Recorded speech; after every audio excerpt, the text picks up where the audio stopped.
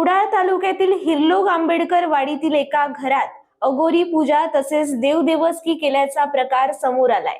यात एका दाम्पत्यासह अन्य 3 साथीदारांना कुडाळ पोलिसांनी अटक केली आहे। तसेच घरात खोदलेला 8 फुटाचा खड्डा हा नरबळी देण्यासाठीचा प्रकार होता का, अशा चर्चांना आता कुडाळसह हिरलोक मध्ये पेव फुटले आहे।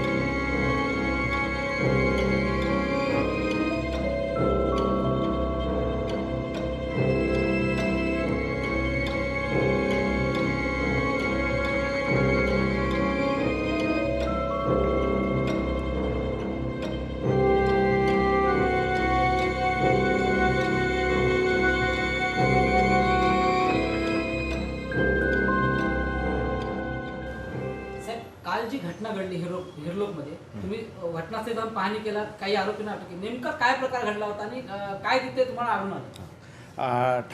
ठाणे शहरात राहणारे दाम्पत्य विशाल विजय जाधव व त्याची पत्नी हर्षिली विशाल जाधव हे मूळचे हिरलोक आंबेडकरवाडी येथे राहणारे रहिवासी आहेत।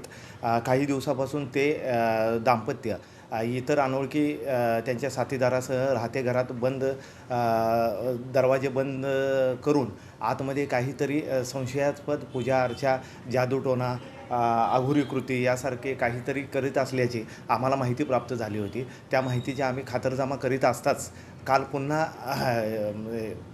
ते दाम्पत्य इतर त्यांच्या 3 साथीदारांच्या मदतीने बंद घरामध्ये कोणती तरी अघोरी कृती, जादूटोणा करीत असल्याची माहिती प्राप्त झाली। त्यावरून आम्ही सर्व पोलीस पथकासह तिथं गेलो असता ते दाम्पत्य आणि त्याचे 3 अनोळखी साथीदार आम्हाला मिळून आले। त्यानंतर आम्ही घरात प्रवेश केला असता तिथे घरामध्ये वेगवेगळ्या पूजा मांडलेल्या दिसल्या। त्यामध्ये लिंबू, हळद, पिंजर, नारळ, फळे, अबीर, डमरू, छोटे चपलाचे जोड, असे बिबे, कवडे असे वेगवेगळे साहित्य तिथं मिळून आले। तर त्याच बाजूला 4x4x8 फूट लांबी रुंदी खोलीचा एक खड्डा खणलेला दिसला। त्या खड्ड्याचे स्वरूप आणि त्या खड्ड्याची त्यांनी घरातच टाकलेली माती यावरून जरा आम्हाला शंका आली। त्याबाबत त्यांना विचारणा केली असता की त्यांची पीडा टळावी तसेच त्या दाम्पत्यांना मुलाची प्राप्ती व्हावी यासाठी ही पूजा मांडल्याची त्यांनी कबूल केले।